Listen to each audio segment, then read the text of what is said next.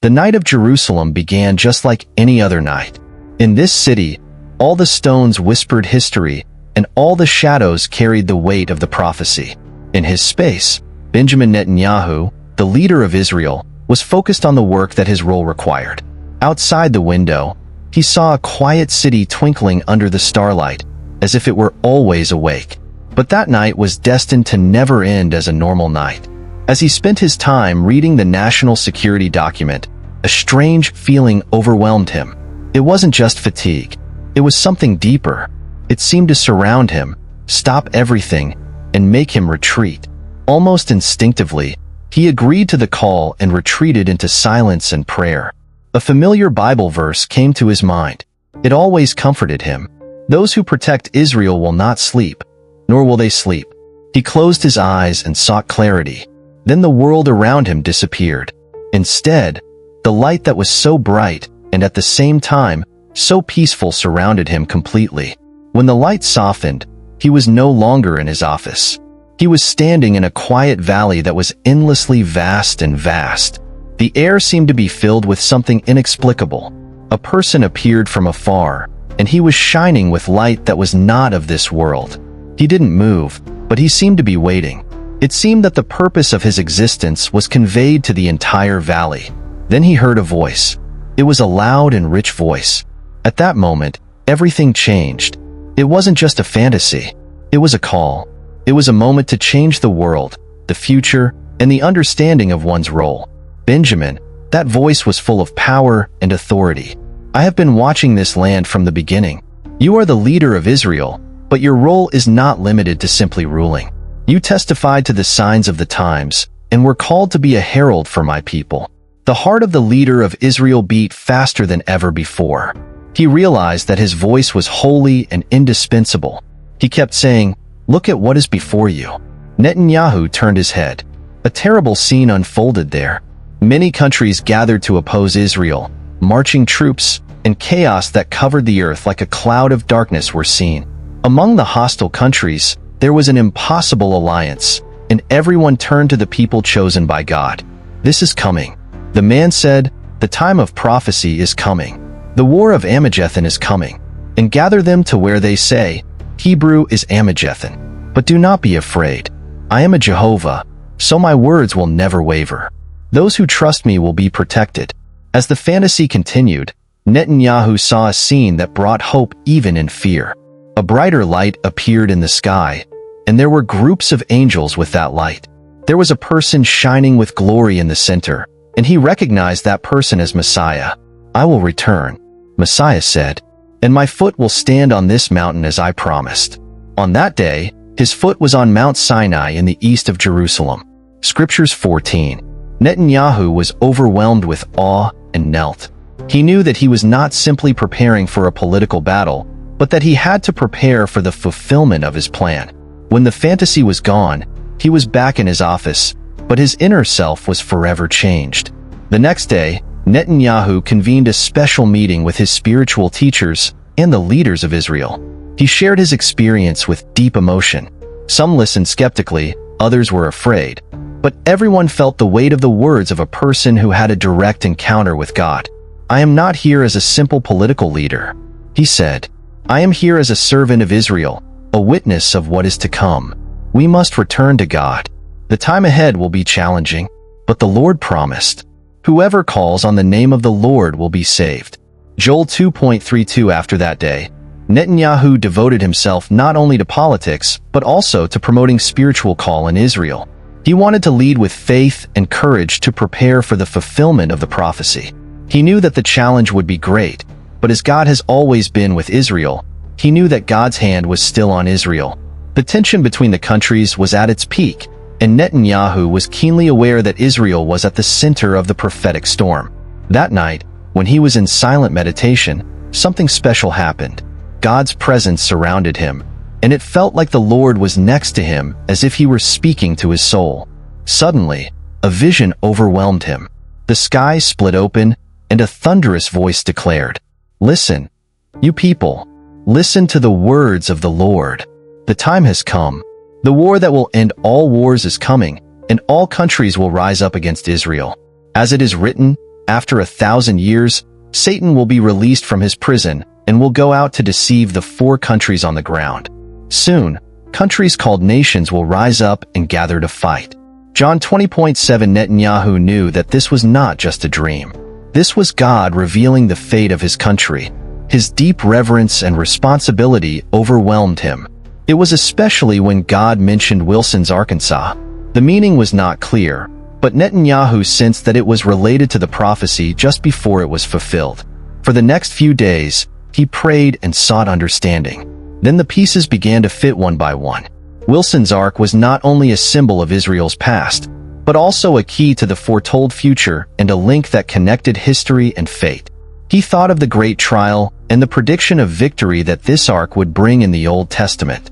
Then the attack occurred. At dawn, the air raid alarm broke the silence. Iran fired 300 missiles at Israel. For a while, Netanyahu froze. The size of the attack was unprecedented, and it was bigger than any threat Israel had ever faced. The Iron Dome began to work, but there were too many missiles to stop it. In the emergency room, Netanyahu watched the attack in real time. His heart returned to God's word. Was this the beginning of the foretold battle? Is this the moment when all the countries in the Old Testament rise up against Israel? God's promise gave him strength, and he held on to this promise. Do not be afraid. I am with you. Do not be alarmed. I am your God. I will make you strong. I will help you. I will hold you with my right hand. Isaiah 41. In the midst of chaos, Netanyahu gathered soldiers and spiritual torturers. His voice contained urgency and unwavering determination. This is not just a physical battle. It is a spiritual war. We are fighting against the forces beyond what we can see. The battle between light and darkness. As foretold, the explosion lit up the sky, and the terror of the war was unrecognizable.